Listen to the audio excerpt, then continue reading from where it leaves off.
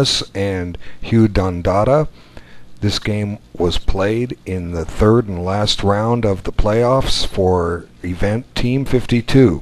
Little backstory, White's team has already lost the first game in this match and would like to get a win to equal things out. A draw with White wouldn't be terribly bad. A loss would virtually mean they have to win the last two boards. So let's have a look at the game, and we'll talk about both the game and any team strategy as things go on. Okay, so the center counter defense, it's a perfectly satisfactory opening for black.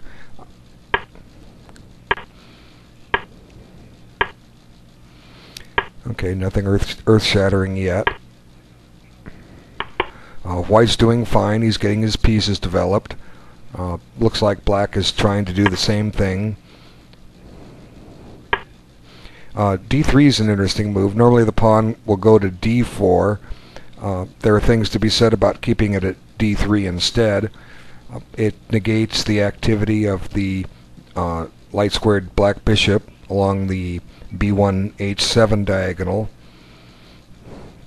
The pawn on D4 does control a couple of squares, E5 and C5. Now maybe black can occupy those.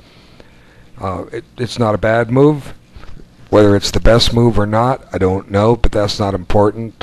White's doing fine. Okay, now black just kind of accepts the Caro-Kann formation with his pawns. Black should be happy with the draw here because it keeps his team ahead. Naturally, a win would be great, but black must work from equality first. Okay.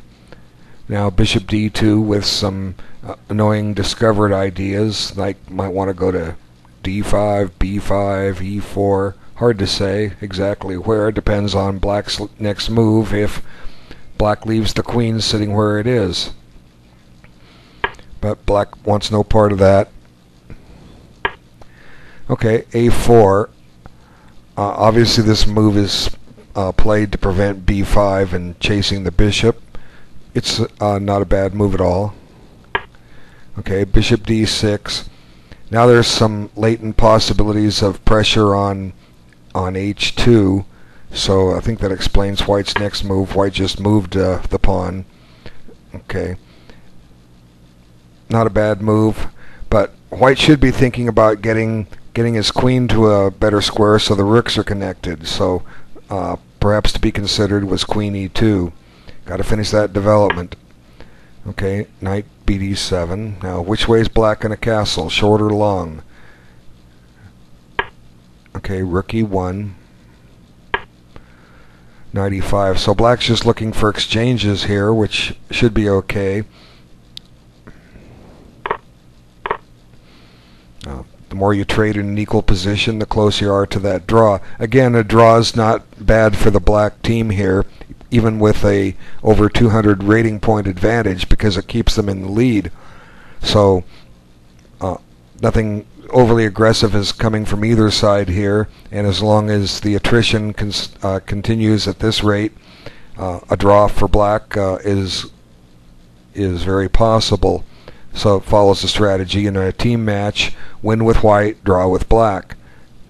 Okay, queen e2. Finally the rooks are connected with a threat. Now the bishop goes back. I'm not too sure about rook d1 just yet, although it's hard to say exactly what white is going to do. The reason it just looks funny is because there's not much activity for it on this file. It's for one running into that pawn, and there's a bishop in the way. But what else does white do here? It's possible perhaps to try and get the kingside pawns rolling. That's a possibility, although we can't push f4 easy. Maybe rook e1 was an error. We keep the rook on the f file so that we can mobilize the pawns and start some kind of an attack. Okay, castle. So development's just about even. And interesting, generally you shouldn't try to exchange pieces if you're trying to win. This kind of plays into black's hands a little bit. So, but white needs a plan. What else is there? Let's just back up a second. It might not be a bad time to go ahead and try. Well, you can't play d4 yet. c2 hangs.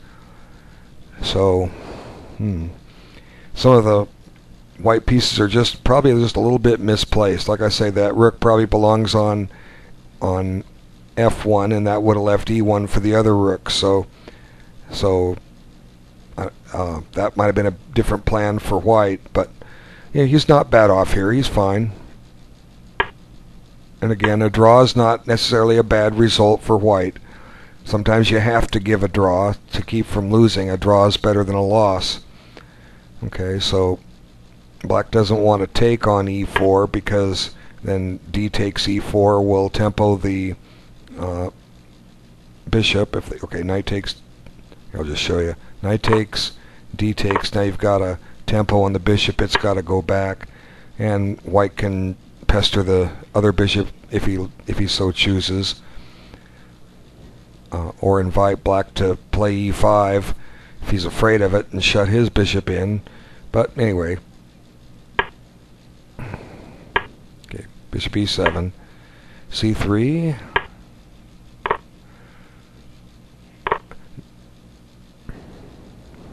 So the exchanges are fine for black. The game is very, very even here. Okay, d4. Forking, having to guard. Okay, so now white decides he's going to get the pawns in motion a little bit. The black bishops are kind of blunted here. They're pointing at the queen side when there's no real target over there. So black decides to redeploy that bishop. And I think this is a good exchange for white, and the reason will be more apparent in a minute here. It has to do with the way the pawns are being set up. Okay, notice that 5 of the 7 white pawns are on dark squares, and 5 of the black pawns are on white squares. And we have light squared bishops, so endings can favor white if it's a bishop ending. So doesn't always guarantee a win, but you never know. There's a chance, and we'll get to it. I have a plan for white he might have tried in a moment. Okay, queen a5, g4, kind of a bold little move, but black really isn't ready to and poised to take advantage of it. So I'm not sure about h5. Maybe better would be just play h3 and let white stick pawns on the color of his bishop. Then you just park the bishop back here and go about your way. But then white might want to trade bishops, but that's okay, because h5 gives white a chance to try something. Okay, so first kick the queen out, gain a little space, and now push g5. And now I rather favor white's game here. White's probably just a wee bit better, nothing clear, but the reason goes back to what I said, the fact that there are 5 black pawns on light squares, and now there are 6 white pawns on dark squares, so white's gained a little bit here. Now, nothing's forced here, but let me just show you a plan, and then you can work on it on your own and try to solve it. h5 is a target. What you really need is this bishop to get over here to f3. And if you do that, looks like you're winning a pawn unless black can do something about it.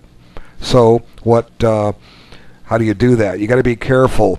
One way, queen to d1 might run into some annoying pins. So queen e1 is the quick way, threatens bishop e2. So maybe what you have to do if you're white here is slow play it and play queen e5. And I'm not sure what black can do. I haven't really looked, but here's the way to do it.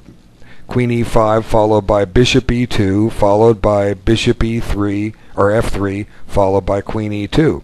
Now black has plenty of time to prepare against that, but it's something to study. So that was a good choice for could be a good choice for white, but to play queen e5, but he didn't do it. Instead he brings the rook back there, and again, I wasn't convinced earlier it belonged on that file, and I'm still not. Probably belongs on the E file, and get the other rook over back to F1. But anyway, let's see what happens. And here white just exchanges off that one possibility he had. It's gone now. Black will happily trade, and the game is even. But white should still be okay with the draw, as I explained. And you notice he's spending a lot of his time, which is good. He's working his way through this, but maybe he just didn't have enough time to plan it. Okay, I just kind of want to get to the point here where white made his mistake and let the game get away. Okay, white should be happy here, just trade.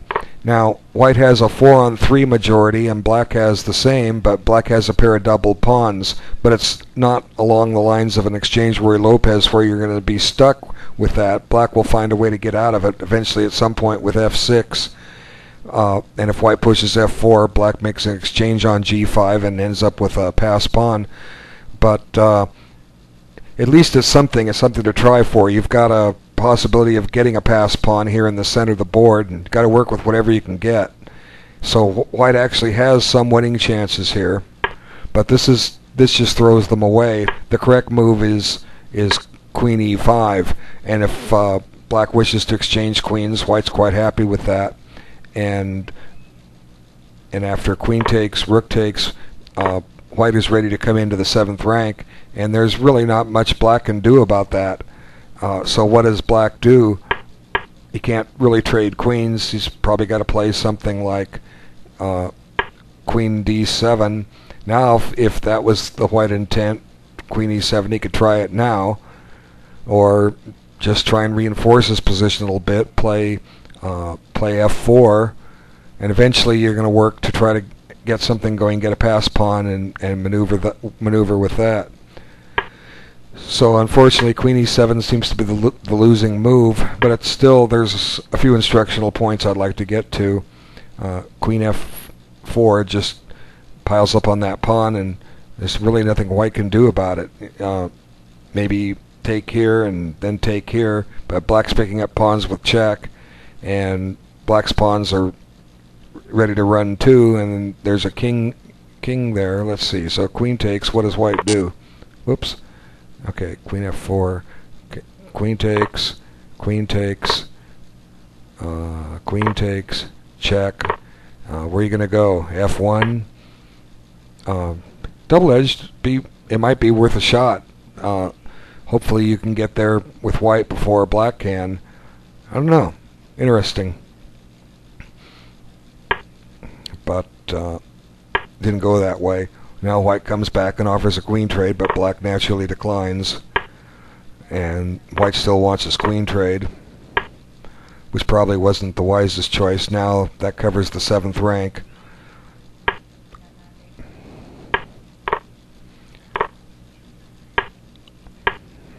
Now what I've noticed a lot of times in king and pawn endings is that when you have your pass pawn in the center, be it in this case it's clearly passed, or a 4-3 majority, it's not all that much of an advantage if your candidate pass pawn is in the center of the board. You want it on the side of the board. The reason is eventually when it becomes passed, it can be threatening to run to the 8th rank, driving the enemy king over to collect it, and then you can go and make inroads with your king while he's running way over there. If it's passed in the center of the board, it becomes less of a threat because black can go collect that renegade pawn really quick and then get back into action in a hurry. So that's just an observation. So now it's just a matter of making sure you don't make a mistake and just lose it. If pawn takes here, black plays queen here, and the white pawns are forever shut off. But it really doesn't matter what white does. He's just going to run out of moves. And eventually black will win this. Now white has no good move and so resigns. Well, great game by black. White, you did very well. You just didn't quite get it done. But come back fighting next time. Thanks everyone for your time.